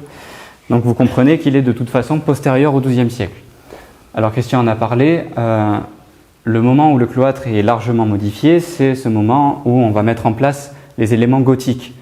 On est au XIVe, XVe siècle, et après la dernière phase au XVIe siècle qui est venue complètement transformer le cloître. Donc ce mur-là, on a tendance à vouloir le placer autour des XIVe, XVe siècles, une phase de monumentalisation du cloître, où on a pu créer cet espace qui précède l'entrée à l'intérieur du cloître. Donc ça reste une hypothèse de travail pour l'instant qu'il faudra travailler encore plus durant la phase de post-fouille. Et chose plus intéressante, on a un réaménagement encore postérieur qui est bien visible sur les parties supérieures de ce mur, où on a un enduit qui est différent. Et là, on peut aller au XVIIIe siècle et éventuellement même jusqu'au XIXe siècle, où on a des traces là en archives, de réaménagement à l'entrée du cloître. Donc tout ça a été largement modifié. Et donc, encore une fois, on est sur des résultats préliminaires et qu'il faudra creuser par la suite. Alors, autre élément très, très intéressant, à l'intérieur de cet édicule, on a un niveau de sol qui est bien visible ici, avec une dalle qu'on remarque très très bien, qui est une dalle assez épaisse, qui fait 50 cm de large et 50 cm de long, donc des carrés assez épais, qu'on lit encore dans la coupe stratigraphique. Donc un espace, on la retrouve ici, qui devait être complètement dallé avec ce type de sol. Bon, malheureusement, on n'a plus que ces éléments-là, mais vous voyez qu'il recouvre pareil des sarcophages. Donc on en a un ici, un autre à cet endroit-là, on en voit un juste ici qu'on n'a pas pu fouiller puisque des sépultures sont venues se mettre par-dessus. Et un autre sarcophage qui est ici, une cuve monolithe encore une fois, rectangulaire. Donc là on est sur des phases très anciennes. Celui-ci a sans doute été déplacé, mais ça reste à confirmer encore une fois. Donc ce dallage qui recouvre ces sépultures, ça nous permet encore une fois de placer chronologiquement cet édicule a posteriori de la création des sarcophages. Et de la même manière, on comprend que ce sol a été détruit par l'installation du cimetière moderne avec les sépultures en pleine terre qui est venu cette fois-ci détruire le sol et détruire cet édicule. Alors, excusez-moi, qu'est-ce que vous avez fait des squelettes que vous avez trouvés? ils sont toujours là. Je vous en parle après. Ils sont toujours en place au Togo. Vous les aviez éliminés? Non, on ne les a pas éliminés. C'est pas l'objectif. Alors, en dehors de cet édicule, donc on a des maçonneries qui sont visibles au sud de cet édicule. Donc on se situe à ce niveau-là pour cette photo. Donc vous avez deux murs, un ici, qui correspondent à ce mur et à son retour qui se fait par ici. Donc ces murs-là sont connus. Donc là on est sur le plan de François Guyonnet, que vous a présenté aussi Christian tout à l'heure. Et notre zone de fouille, elle se situe ici, avec donc cette partie 18e siècle qui est venue s'appuyer sur certains sarcophages. Donc on a ici un agrandissement du 18e siècle de la cathédrale, donc qui est venu manger sur cet espace funéraire ici. Donc ce que je vous expliquais, c'est qu'on a des sarcophages très anciens qui potentiellement donc, se continuent sous la cathédrale et nous témoignent en fait d'un premier état de la cathédrale avec le développement d'un cimetière et de sarcophages qui faisait office donc, de cimetière à la première cathédrale. Donc l'édicule est ici, avec l'entrée du cloître qui se fait par là, et nous avons donc ces maçonneries aussi à ce niveau-là. Alors ces maçonneries, vous le comprenez avec ce plan, ils sont bien connus au XVIIIe siècle. Elles sont connues dès le XVIIIe siècle, avec un espace de jardin qui est délimité, donc devant l'église Saint-Pierre et devant le palais épiscopal. Alors c'est très intéressant, mais ça questionne quand même, parce que ces maçonneries-là, on est en surface avec les arrases de murs et ce qu'il y a de visible, effectivement sur des phases XVIIIe siècle et destruction du XVIIIe siècle. Mais quand on regarde un peu plus précisément, dans le remblai de destruction, on trouve des éléments, notamment des éléments de maçonnerie, d'architecture qui sont très intéressants et qui témoignent potentiellement d'un bâtiment qui était orné, qui était décoré, qui existait à cet emplacement-là. La céramique qu'on a trouvée à l'intérieur de ce gros remblai de destruction qu'on a enlevé, ça date des 16e jusqu'au 18e siècle. Donc on a une phase d'occupation à l'époque moderne qui est bien connue. La question c'est, qu'est-ce qui se passe avant? Est-ce qu'on a une aile du palais épiscopal qui se développait ici? Est-ce qu'on a un agrandissement à un moment donné de l'entrée de l'église Saint-Pierre? Tout ça, ça reste des éléments assez mystérieux et sur lesquels il faut travailler. Malheureusement, tout ce qu'on a pu trouver ici, c'est un énorme remblai avec de la destruction qui nous date surtout la période d'abandon, à la fin de l'époque moderne, au XVIe, entre le XVIe et le XVIIIe siècle, au moment où véritablement, à la fin du XVIIIe, tout va être détruit. Autre élément qui est très bien visible lors de ces fouilles, ce sont les destructions contemporaines. Parce que, vous le voyez ici, on a un beau tuyau de plomb qui passe à travers les murs. Et ce tuyau de plomb, on remercie la construction de l'école qui est venue complètement détruire un grand nombre d'éléments archéologiques. De même ici, on a l'installation d'une belle canalisation qui est visible en réalité à ce niveau-là, Il faudrait la détruire, cette école. où on a ici la canalisation qui est venue casser le mur et faire un retour ensuite vers le nord. Bon, tout ça, ça nous date surtout, encore une fois, l'abandon et la fin d'utilisation, les périodes de destruction. De même ici, avec cette belle cuve monolithe de sarcophage, alors là on est dans les années 60 et on a une gaine qui passe et qui est venue détruire l'ensemble des sarcophages, le mur et même d'autres sarcophages plus loin, pour l'éclairage public à ce moment-là. Bon, voilà, j'en dirai pas plus sur ces éléments-là parce qu'on n'a pas pu... on ne peut pas encore évoquer plus de détails puisque l'étude reste à faire. En revanche, pendant le suivi de travaux, on a d'autres aménagements qui ont pu être observés, notamment 2 calades. Alors on en a une belle donc sur la place Joseph Darbeau, donc on est au sud complètement de la zone de fouille. Et cette calade est très intéressante parce qu'elle s'installe sur un niveau d'incendie. Alors, je ne vous ai pas mis de détails ici, mais en fait il faut imaginer qu'entre les galets, on retrouve énormément de cendres et de charbon qui sont, on le pense en tout cas, la destruction du bâtiment médiéval qui est au fond. Donc on a sur la démolition et la destruction de ce bâtiment médiéval, sur le niveau d'incendie de ce bâtiment, l'installation de cette calade qu'on peut dater avec la céramique qu'on a trouvée dans les joints de la calade de la fin du XVIIe, début du XVIIIe siècle, avec une utilisation qui a dû perdurer notamment au cours du XIXe siècle. Enfin, sur la calade qu'on a trouvée sur l'ancienne place Saint-Véran, donc on est sur le parvis, cette fois de la cathédrale. Alors je vais revenir sur le plan pour vous montrer. Donc on est à ce niveau-là, et on a une bande de calade qui traverse la place, qui fait un retour ici.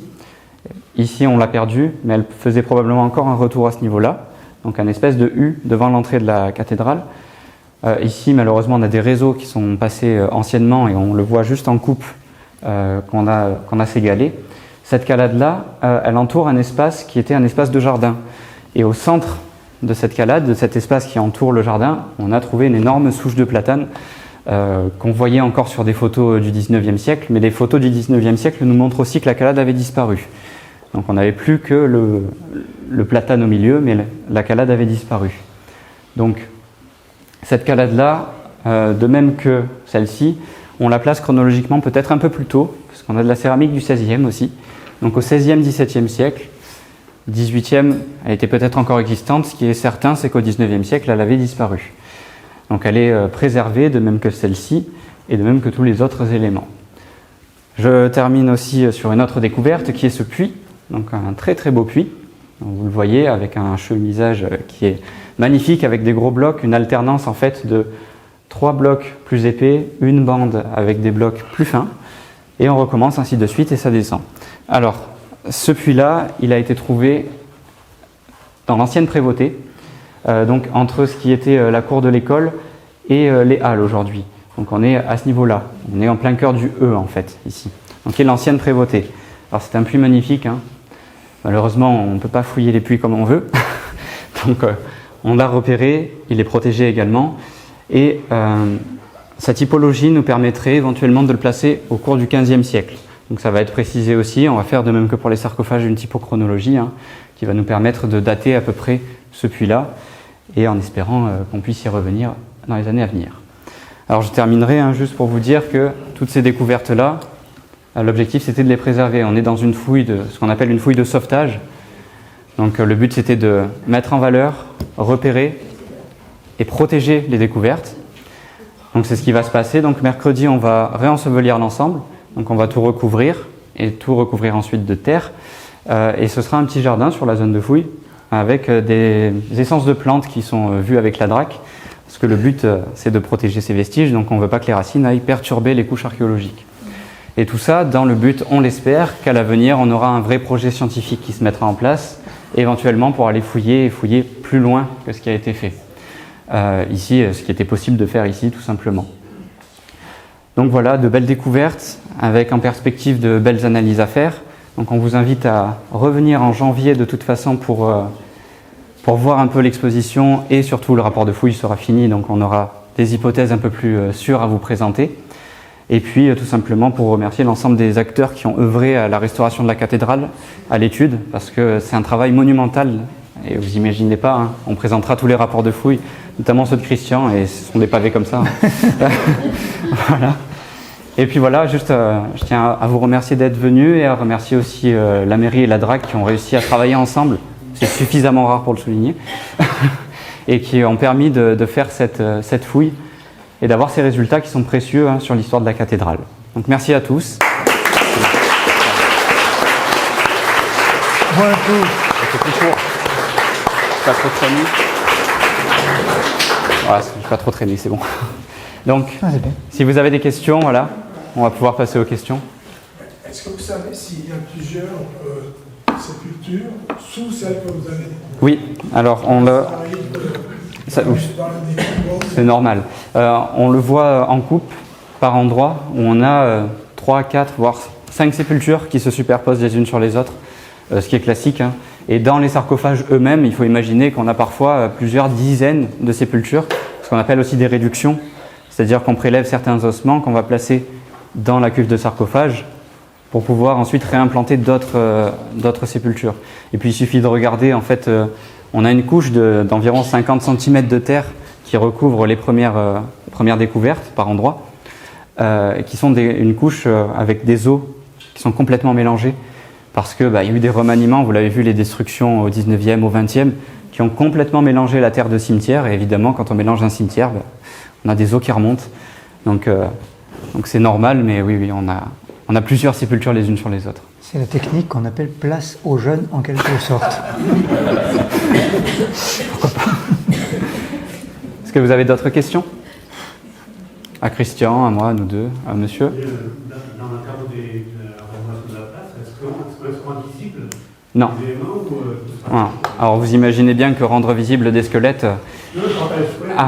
des murets, Non, ce ne sera pas visible, tout simplement parce que... est-ce que je peux vous montrer ça? Voilà, ici on est descendu quand même à 1m30, ce qui est la limite légale, hein, tout simplement. On ne peut pas descendre plus, ou alors il nous faudrait beaucoup plus d'espace. Mais laisser ça visible, ça demande des réaménagements complets de la place. Ça demande de revoir l'ensemble des niveaux. Et là, ça fait monter le chiffre de la place. Non, c'est pas possible. Donc la meilleure solution qu'on a trouvée avec la DRAC, c'est le jardin. Et un réaménagement à ce niveau-là pour préserver quand même ces structures, hein, et pas les détruire, tout simplement. D'autres questions? Je regarde les histoires de squelettes. Oui. Dans le cloître, on avait pas fait des sondages pour savoir si c'était un cimetière ou pas. Il y a eu 2 sondages qui ont été faits en 1988 et 89 et on est tombé sur des sépultures, oui. Et quand moi j'ai fait le sondage au pied de la porte de communication entre le cloître et la cathédrale, on a trouvé des centaines de fragments d'ossements humains. Donc on peut imaginer que le sol est clafoué de sépultures, hein, bien évidemment. Hein.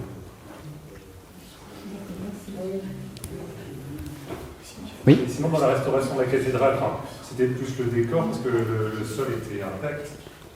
Alors, Je vois qu'à Paris, ils ont fait, mais là, Ouais. le sol était défoncé, donc ils ont pu. Le sol, oui, là le sol n'a pas été touché du tout. C'est un dallage du 19e siècle. Donc, il a été qui est contemporain de la restauration des sols des galeries. Et donc, non, il n'y avait pas nécessité d'intervenir sur les sols parce que on n'a pas lu de désordre significatif sur les piliers qui nécessiterait éventuellement de faire des études au niveau des fondations. La question s'est posée pour les bâtiments conventuels. Vous avez certainement entendu parler de ce projet de démolition de l'école maternelle ou pas. Bon. En fait, là, plutôt que des sondages, ce sont des analyses géomorphologiques qui ont été faites par des spécialistes. Et donc, bon, là, on a des sépultures qui sont apparues, et puis on est tombé aussi sur des couches de sédiments qui nous indiquent, il ne faut pas l'oublier, que Cavaillon a été construit dans le lit de la Durance. Et donc à l'époque glaciaire, aux époques glaciaires, en fait, la Durance s'étendait partout. Et donc en fait, elle a déposé des sédiments, des graviers, du sable, etc. Et donc la cathédrale et les bâtiments attenants sont en fait construits dans l'épaisseur de ces sédiments. Ce qui pose parfois des problèmes parce que les sédiments peuvent être des galets concrétionnés. Dans ce cas, on a des sous-sols qui sont très durs. La plupart du temps, ce sont des sables. Le sable de Durance, c'est quelque chose qui est assez fragile, friable. Et construire des bâtiments aussi importants que des cathédrales et des bâtiments conventuels dans les épaisseurs de sédiments, c'est quelque chose qui peut poser problème. Ça a été le cas. On s'est aperçu en fait que les bâtiments qui sont attenants à la cathédrale ont souffert de l'état des fondations. Et donc, il a été préconisé, imposé de conserver les bâtiments de l'école parce que détruire l'école, c'est certainement détruire une partie de la cathédrale. En fait, l'école fait office de contrefort. Voilà. En fait, on a tout un adossement technique qui porte en fait les éléments et qui édifie, qui empêche les désordres. Et pour revenir sur le sol, uniquement à l'intérieur, il y a quelques dalles qui ont été changées et qui permettaient de voir aussi sous ce sol-là qu'on avait quand même un dallage plus ancien qui finissait en pointe. Donc on sait qu'il y a des choses dessous, c'est évident. Mais après, c'est des questions de est-ce que c'est pertinent de retirer le sol ou pas. En l'occurrence, et c'est aussi une question de coût, tout simplement. Voilà. Est-ce que dans les murs de la cathédrale, il paraît qu'il y avait de l'humidité? Est-ce qu'on a trouvé pourquoi? Est-ce que c'était une source d'eau? C'était des bains? Est-ce que vous avez résolu ce problème? Parce qu'il y avait des problèmes. C'est ça que je veux savoir. Résoudre ce problème. L'humidité, à partir du moment où on a des fondations. On a des fondations qui descendent sur plusieurs mètres de profondeur, donc on est dans des contextes qui sont forcément humides. Parfois, on peut traverser des zones de pluie. Alors, il peut y avoir des bains. On sait qu'il y a de l'eau à l'état naturel, il y a de l'eau sous la cathédrale. On sait que dans la cour du cloître, ce qu'on appelle le préau, on a construit une fontaine parce que naturellement, en faisant un trou, on savait que le trou allait se remplir et donc on avait une fontaine naturelle. Donc l'eau est partout. Oui, on disait les thermes. Alors ça c'est une autre. Alors, mais les bassins des thermes sont vides depuis au moins. De toute façon, il faudrait aller voir pour préciser. Mais ce qui est sûr, c'est qu'il y a de l'eau. Et là, pour préciser sur la restauration, il y a un drain qui est installé le long de la cathédrale pour essayer justement de résoudre un peu ce problème d'humidité qu'on ne résoudra jamais complètement. C'est impossible. Voilà. Et le but, c'est justement ces restaurations et par la suite la conservation préventive et essayer de garder les choses Mais c'est vrai dans que le meilleur état possible. Les murs de la cathédrale sont humides jusqu'à des hauteurs très importantes. À l'occasion des restaurations, des sondages ont été faits pour repérer les pièces de métal, les pièces de fer qui ont été implantées dans les joints au XIXe siècle, dans les arcs par exemple. Les constructeurs ont cru bon, pour consolider les claveaux, d'enfoncer des coins en métal, en fer.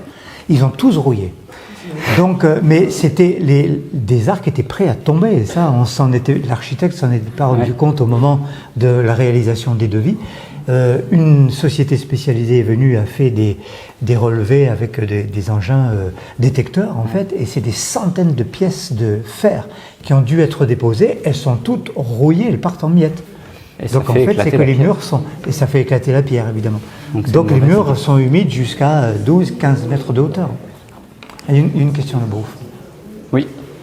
D'abord, merci encore à tous les deux, parce qu'on ne se rend pas compte aujourd'hui, dans le contexte actuel, à quel point c'est difficile pour les archéologues d'arriver à faire des chantiers, d'arriver à avoir le sol, c'est encore en partie minuscule. C'est un hiérarchique à Cavaillon, ça fait quoi 40 ans qu'on n'a pas eu de vrais chantiers programmés, organisés, etc. Alors aussi court soit-il, aussi petit soit-il, ça relève du miracle. Il faudra vous sanctifier vous aussi. Enfin moi, parce que lui il est encore jeune. Mais moi il faudrait y penser rapidement, si vous voulez. Et puis pour terminer avec une question, on a de quoi être extrêmement en colère que ce chantier soit fait sans écouter les experts, sans écouter les archéologues, à marche forcée, pas d'analyse du palier épiscopal, des destructions des sarcophages alors qu'on savait qu'ils étaient là, et ça n'a pas été des découvertes fortuites. Oui, on a réussi à sauver le truc, mais c'est pas normal la façon dont ce chantier est fait. Cyril, c'est merveilleux ce que tu as dit. Le niveau de la place est beaucoup trop haut, il fallait réfléchir au niveau de la place avant de faire le chantier, il fallait faire des sondages avant de faire le chantier. C'est pas normal, Alors. c'est pas logique. Et du coup, le chantier va coûter beaucoup plus cher que prévu. Alors, pour revenir sur ça. On ne connaît pas la localisation de la cathédrale du 3e, 4e Non. siècle. Mais il y en a des descriptions au 16e et 17e siècle, je ne sais pas si vous les connaissez. 1586, Faudra il voir. y a M. Agar et M. Lamberti de Cavaillonnet qui font une description. Ils disent la première cathédrale de Cavaillon est en dehors de la prévôté. Et ils disent qu'il en reste encore des éléments beaux. Ils utilisent le terme quand même assez visible. Et on a une autre description, mais qui est plus tardive, qui est fin 17e et qui est un peu plus précise. En dehors, au nord de la prévôté, une belle chapelle souterraine où les tout premiers chrétiens s'assemblaient pour faire leur exercice. Cette cathédrale est pareille aux catacombes à Rome. C'est la première église qu'il y a eu et on y voit encore des C'est vrai. A priori, elle n'est peut-être pas sous la cathédrale. Elle est un peu plus au nord. Ouais. Plus au nord, à côté de la cathédrale. C'est vrai. Je sais pas si vous Ce avez qui- vu. Oui, c'est vrai.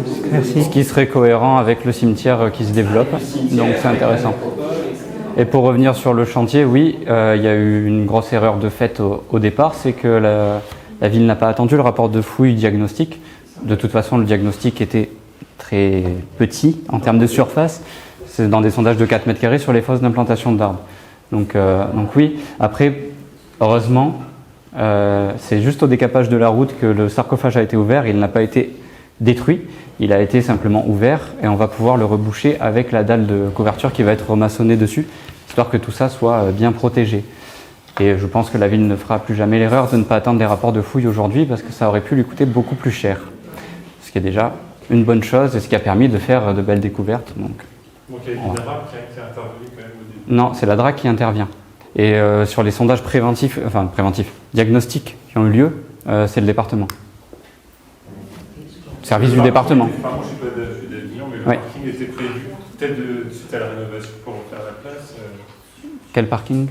Ah non, mais après, je ne sais pas, devant la. Non, en fait, avant le départ du chantier, il y a eu des sondages diagnostiques sur. En fait, il y a plusieurs arbres qui vont être plantés. Et donc, sur les fosses de plantation, ils ont fait des sondages diagnostiques de 4 mètres carrés sur 2 mètres de profondeur. Voilà. Et c'est les seuls endroits où on a pu faire les sondages avant de démarrer les travaux, sans compter les diagnostics qui ont eu lieu tout autour par Archéodonome, qui est une société privée d'archéologie, mais ça, c'est avant la restauration de la cathédrale en elle-même. Donc, Voilà. l'archéologie préventive.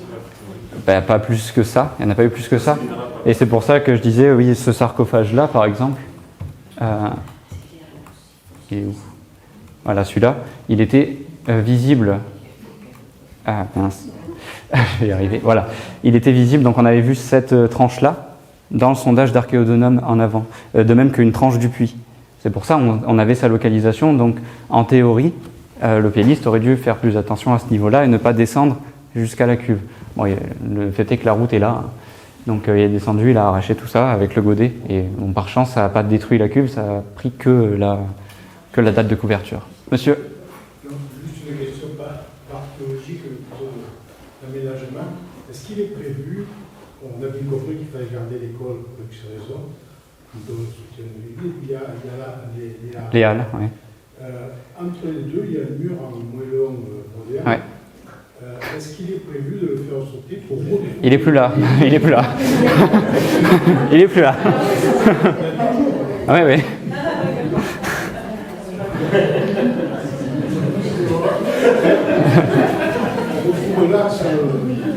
Oui, oui, il est plus là. D'autres questions, monsieur? Est-ce que vous savez ce qu'il y a sur le reste de la partie, sur la place Cavassol? Est-ce que vous avez des éléments? Est-ce qu'il y a encore beaucoup de choses à trouver? Oui, éventuellement, il y a beaucoup de choses à trouver. En fait, c'est une place qui est occupée depuis l'Antiquité. Il y a des hypothèses qui placent le forum ici. Le meilleur exemple pour cette hypothèse, c'est notamment le fait qu'on a un bel arc qui a été déplacé, mais qui se trouvait auparavant sur la place de Cabassol. Donc oui, forcément.